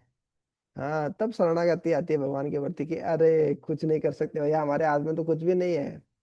अर्जुन प्रार्थना कर रहे हैं, अर्जुन प्रार्थना कर रहे हैं, कृष्ण कृष्ण महाभावो भक्तानाम अभयंकरः त्वमेको दह्यमानानाम अपवर्गो असि संश्रिते। कृष्ण कृष्ण महाभावो, हे कृष्ण आप तो महाभाव है, आपकी भुजाओं में बहुत दम है, अरे कुछ भी कर सकते हैं आप तो भगवान है। भक्ता नाम अभयंकर है, आप भक्तों में अभय उत्पन्न करने वाले हैं। आपके भक्त क्या होते हैं? अभयम सत्व संशुद्धि ज्ञान योग व्यवस्थिति, अभय होते हैं, निडर होते हैं। भगवान के भक्त किसी चीज से डरते नहीं है। बोले शरीर ही मेरा नहीं तो काहे को डरना है, शरीर की मौत होगी। तो अमर तो ऐसे ही हो जाते हैं भक्त। भक्तों को अभय प्रदान करते हैं भगवान। जब भगवान की भक्ति करना शुरू करते हैं भक्त निडर हो जाते हैं, अभय हो जाते हैं, डरते नहीं कभी भी। त्वम एक है धैर्यमाना नाम, जो इस भौतिक जगत में धैर्यमान, धैर्य मतलब जो जल रहे हैं, कष्ट पा रहे हैं, कष्ट उठाने वालों में। अपवर्गो अस्मि, हमने पहले भी चर्चा की थी, एक होता पवर्ग, एक होता अपवर्ग। पवर्ग मतलब बहुत परिश्रम करेगा, मुंह में फेन आ जाएगा, गधा बहुत मेहनत करता है, मुंह में झाग आ जाता है, फेन आ जाता है, ये सब व्यर्थ है। लेकिन फिर वहां से भय उत्पन्न होता है भविष्य को लेके, क्यों, जो मेहनत किया सब तो व्यर्थ चला गया। फिर लास्ट में मृत्यु। राम नाम सत्य है, स्वाहा, हरि बोल हरि बोल। तो इस प्रकार से, लेकिन जो भगवान के भक्त है, वो भयंकर है, उनको मृत्यु का डर नहीं लगता है, क्योंकि मृत्यु के रूप में भगवान श्री कृष्ण आते हैं उनके पास। और साधारण लोगों की मृत्यु होती है तो यमराज के यमदूत आते हैं। तो भगवान आते हैं मतलब कोई बिल्ली है वो अपने बच्चे को मुंह में पकड़ के लेके जा रही है, यमदूत आ रहे हैं मतलब बिल्ली है कोई चूहे को पकड़ के लेके जा रही है, इस प्रकार से। तो भक्त अभय होते हैं, जिए या मरे किसी चीज से डर नहीं लगता उनको। तो प्रार्थना करें, कृष्ण कृष्ण महाभाव भक्ता नाम अभयंकरा। आप ही तो एक है जो इस भौतिक जगत में जो दह्य माना नाम, जो जिनका दहन हो रहा है, जो जल रहे हैं, भौतिक त्रिताप से जल रहे हैं, जन्म मृत्यु जरा व्याधि आदि दुखों से जो जल रहे हैं, कष्टों से जो जल रहे हैं, आप ही उनसे उनको मुक्त कर सकते हैं। जो पवर्ग है उनको अपवर्ग में ला सकते हैं, आप उनको मुक्त कर सकते हैं। समश्रित ही, जो भौतिक कष्टों के बीच में सामयिक रूप में जो श्रित हो पिस रहे हैं संसार में, सामयिक रूप में श्रित ही, जो चक्कर चल रहा है, जन्म मृत्यु जरा व्याधि का चक्कर चल रहा है, और बहुत सारे जो दुख है उससे आप, कष्टों से आप ही हमको मुक्ति दे सकते हैं। इस प्रकार से अर्जुन प्रार्थना कर रहे हैं। बहुत सुंदर प्रार्थना है। कृष्ण है ऐसे, पाही पाही महायोगिन, कुंती महारानी भी बहुत सुंदर प्रार्थना करेगी। तो ये अर्जुन की प्रार्थना है, कृष्ण कृष्ण महाभाव भक्ता नाम अभयंकर तवम एक हो दह्यमाना नाम अपवर्गो असि संसृते। ये श्लोक याद भी कर सकते हैं, याद करके भगवान के सामने जब हम जाते हैं और इस प्रकार से प्रार्थना कर सकते हैं। जब जीवन में कष्ट आए तो है, अर्जुन के जीवन में कष्ट आए तो इस प्रकार से प्रार्थना कर रहे हैं, कृष्ण कृष्ण महाभाव तानाम अभयंकरः त्वमेको दह्यमानानाम अपवर्गोऽसि संसृते। है तो बहुत पावरफुल श्लोक, संस्कृत श्लोक बहुत पावरफुल होते हैं, बहुत शक्तिशाली होते हैं। उनका उच्चारण करने मात्र से इतनी शक्ति मिलती है कि व्यक्ति बहुत शक्ति, आध्यात्मिक बल मिल जाता है व्यक्ति को। तो इस प्रकार से हमको याद भी करना चाहिए, पढ़ना भी चाहिए। भागवतम कितनी महान है, पढ़ने से कितना हमको कितनी प्रेरणा मिलती है इस प्रकार से। तो आज हम इतना ही करते हैं, इसके आगे हम कल देखेंगे। फिर समय सीमा समाप्त हो चुकी है तो हम भी समाप्त कर देते हैं क्लास को यहीं। तो सभी का बहुत बहुत धन्यवाद। कल हम फिर इसके आगे शुरू करेंगे। हरे कृष्णा। वांछा कल्पतरुभ्यश्च कृपा सिंधु भैश्च पतितानां पावनेभ्यो वैष्णवेभ्यो नमो नमः। अनंत कोटि वैष्णव वृंद की जय, श्रील प्रपात की जय, निताय गौर प्रेमानंदे हरि हरि बोल। निरंतर श्रीमद् भागवतम की जय।